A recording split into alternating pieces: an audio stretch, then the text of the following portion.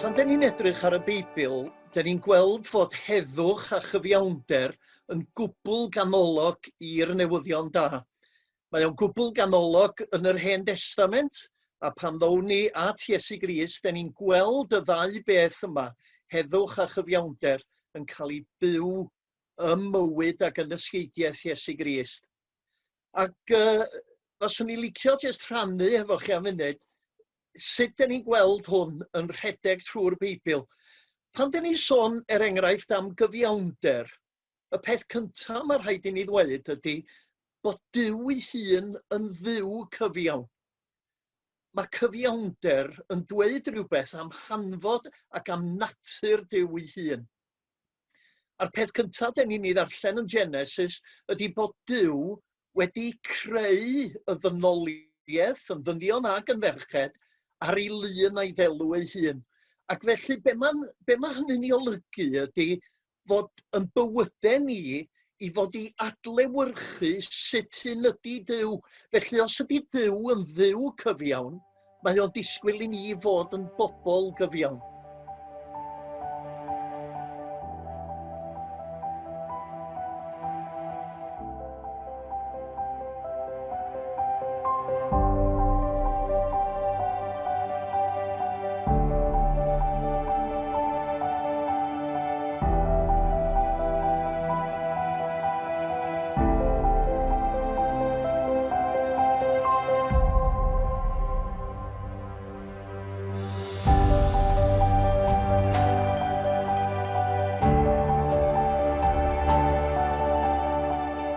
Felly mae Duw ei hun yn gyfiawn ac mae o'n galw arno ni, mae o'n galw arno ni bobl i fod yn gyfiawn hefyd.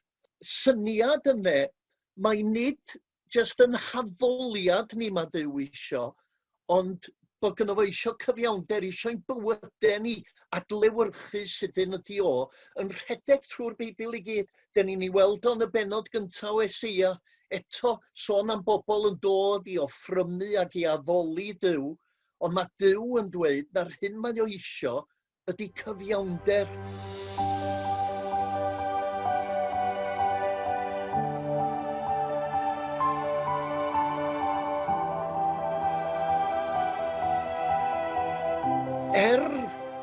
Bod Duw wedi'n creu ni ar ei lun a'i ddelw, yr hyn da ni'n weld ydy bod y ddynoliaeth wedi gwrthryfela ni erbyn o. Ac felly yn bod ni ddim yn dangos fel mae Duw ei hun yn gyfiawn. Dydyn ni ddim yn byw yn gyfiawn fel mae Duw yn gyfiawn.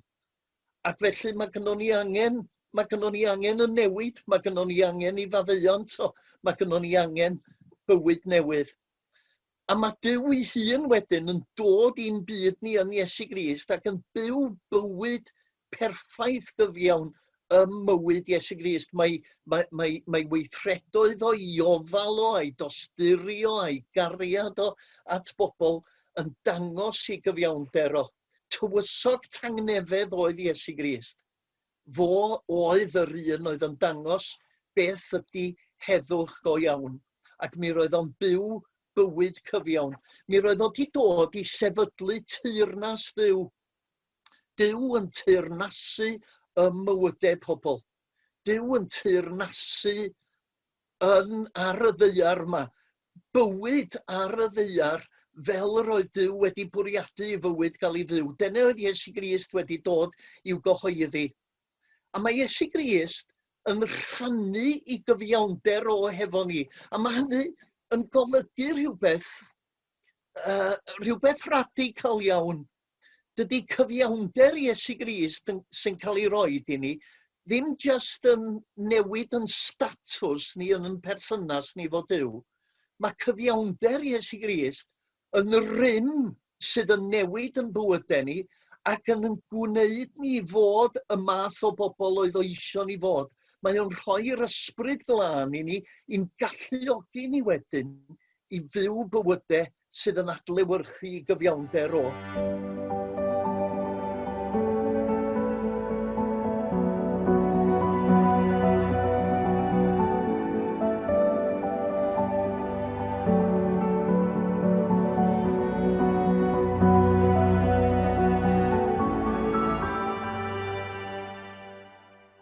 Fe aned anghydffurfiaeth yng nghanol dadleuon gwleidyddol, hynod iawn o bwysig nôl yn yr ail ganrif ar 15.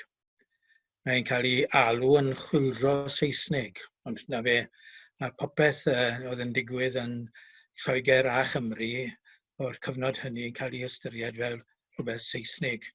Ac mi roedd yr anghydffurfwyr cynnar yn y cyfnod hwnnw yn bobl hynod iawn o radical. Ac mi roedd pobl yn fel y diggers ac yn y blaen, oedd yn mynd ati i droi tir comin, i ffarmo tir comin ac yn y blaen yn gros i'r gyfres ac ati yn nghanol y dinasoedd, byddai'r percydd mawr yn cael ei defnyddio i fwyda pobl ac yn y blaen. Holl bethau hynny yn digwydd yn y cyfnod hwnnw.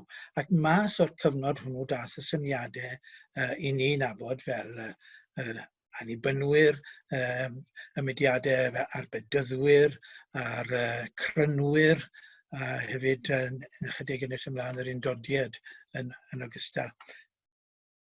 Pobl radical, pobl ymroddgar dros heddwch. Yr hyn nath newid pethau ymhellach oedd y chwyldro Ffrengig. Fe'n radicaleiddiwyd yr annibynwyr a'r bedyddwyr i gymaint graddau i bod nhw yn dod yn fudiad oedd yn lled wleidyddol hefyd, ac yn llawer mwy gwerinol. Deffrwyd y werin bobl, ac fe eithwyd ati i greu diwylliant arbennig iawn drwy gydol y bedwaredd ganrif ar 15, diwylliant anghydffurfiol Gymreig. Ac fe eithon nhw ati wedyn ni, wrth gwrs, i godi'r canolfannau mae ni'n nabod fel y capeli, mwyn gallu cynnal digwyddiadau lle oedd y diwylliant hwn ar waith. Ac am gyfnod llawer i fyr yn hanes ni fel cenedl, fe lwyddodd yr anghydffurfiad i greu'r diwylliant hwn, ac yn sylfaenol i'r diwylliant hwn oedd cyfiawnder cymdeithasol. Ac yn y cyfnod hwnnw hefyd heddwch. Oedd y diwylliant hwnnw'n ystyried rôl o filwr fel rhywbeth israddol na ddylid ystyried i ddilyn.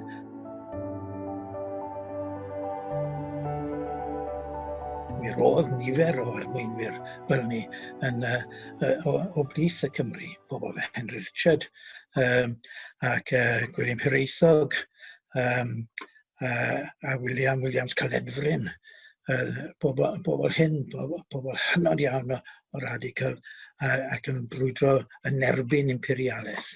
Ond oedd yr imperialaeth ddim yn cyffwrdd gymaint ar werin bobl. Oedd lot o Gymru'n anffodus yn mynd gyda'r drefn ac yn cefnogi'r imperialwyr, ond yn gyffredinol y werin bobl. Fe ddaeth newid aruthrol ar ddechrau'r 20fed ganrif, wrth gwrs, gyda rhyfel y byd cyntaf. Fradychwyd yr holl egwyddorion. Ac mae'n ddiddorol, mae'n y drafodaeth yn ymlaen ar hyn o bryd, a pam ddigwyddodd hynny, ynddo fe? Ac mae nifer o bobl yn dadlau taw Lloyd George nath y gwahaniaeth mawr, Lloyd George a John Williams Pinshenkin, wrth gwrs.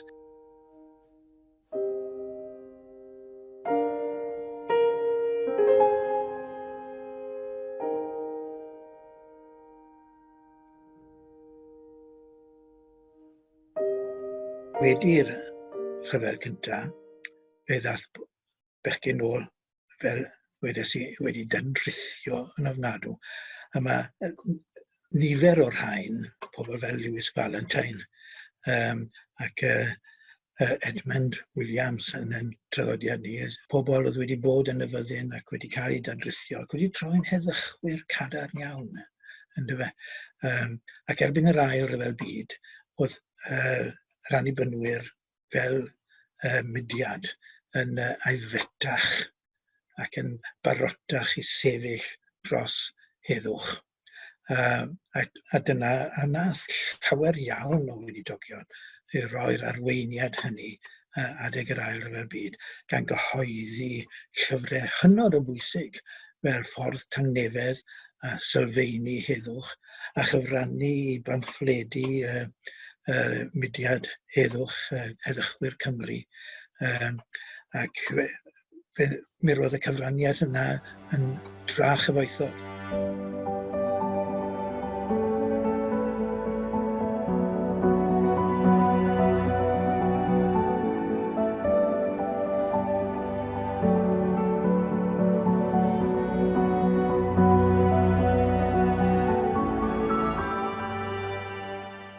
Mae materion yn ymwneud â chyfiawnder a heddwch wedi bod yn ganolog y mywyd eglwysi Undeb yr Annibynwyr Cymraeg ac yn rhan greiddiol o'i tystiolaeth nhw. A'n tystiolaeth ni fel Undeb ar hyd y blynyddoedd, a dweud y gwir eriod. Ac mae dyn yn holi, wel pam? Pam y mae cyfiawnder a heddwch wedi cael gymaint o le yn plys nynne? Wedi bod mor ganolog i ni. A wy'n credu mae un o'r resymau dros hynny yw'r ffaith yn bod nynne'n eglwysi sydd yn rhoi pwyslais mawr ar y cyfamod eglwysig. Hynny yw, y peth pwysig i ni fel annibynwyr yw yn bod ni yn bobl sydd yn ymwybodol o berthynas. I ni'n ymwybodol bod ni'n perthyn i'n gilydd. Yn wir, pan ni'n dod yn aelodau o'r eglwys, gyfamodi a'n gilydd i ni i fyw gyda'n gilydd. Oddi fewn i berthynas dda, war, lesol a iach. I ni sylwi na, enghraifft nawr, pam fyddwn ni'n bedyddio plant. Fe fyddwn ni fel annibynwyr yn datgan fod y plant hyn, babanod rhan amla, fod y plant hyn, y babanod hyn yn perthyn gyda ni i Grist ac i'w bobl. Pobl yn byw mewn perthynas dda a'i gilydd. Wel, beth yw hynny ond heddwch? Mae hynny'n sail i heddwch onid yw.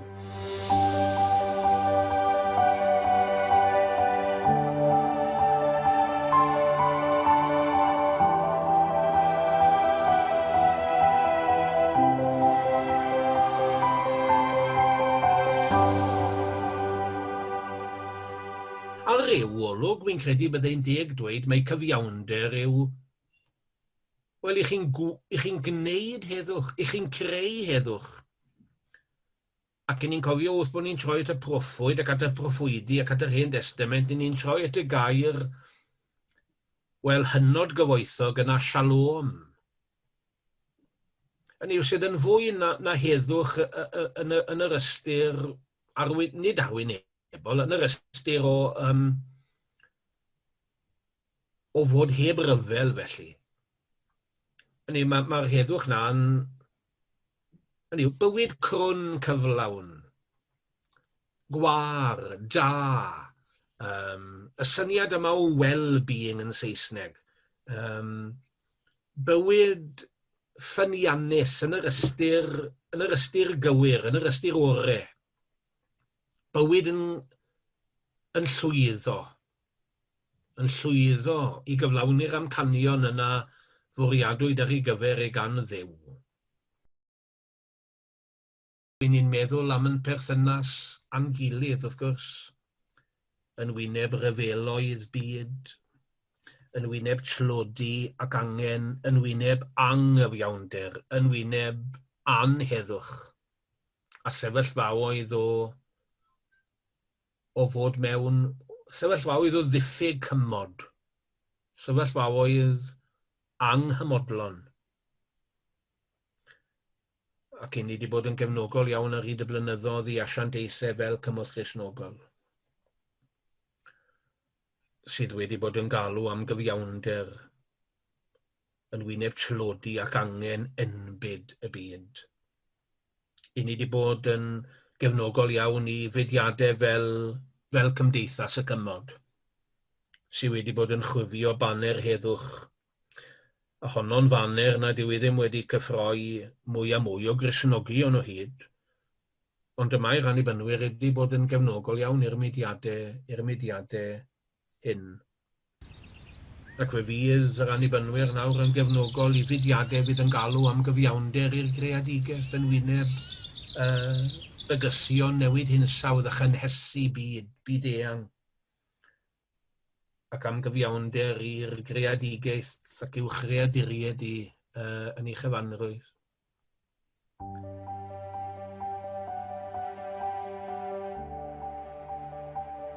Cyfiawnder yw yr hyn sy'n iawn i'r cyfan. Dyna beth yw ystyr cyfiawn, yr hyn sy'n iawn i'r cyfan. A dyna yw perthynas Duw a'r byd. Mae Duw yn moyn yr hyn sydd yn iawn i'r cyfan o'r ddynoliaeth, i bawb, i'r trodion, i'r rhai sydd yn ddistadl, rhai isradd. Mae Duw yn moyn iddyn nhw i fwynhau bywyd i'r un graddau ac yma pobl sydd â digon o adnoddau yn gallu mwynhau bywyd. Fe ddaeth Iesu i gynnig bywyd ni holl gyflawnder i bob un ohono ni. A gwaith yr eglwys yw brwydro dros hynny. Sicrhau bod hynny'n cael ei weithredu. A rhoi pwysau mwyn i hynny gael ei weithredu, rhoi pwysau ar gwahanol lywodraethau, a llywodraeth yn hunain a llywodraethau gwledydd eraill. Codi llais, cefnogi, ymdrechio yn pobl yn sefyllfa bynnag maen nhw yn canfod eu hunain. Lle bynnag mae anghyfiawnder yn digwydd, dyna le dyle'r eglwys fod amlyca, yn codi ei llais dros y bobl sydd yn dioddau.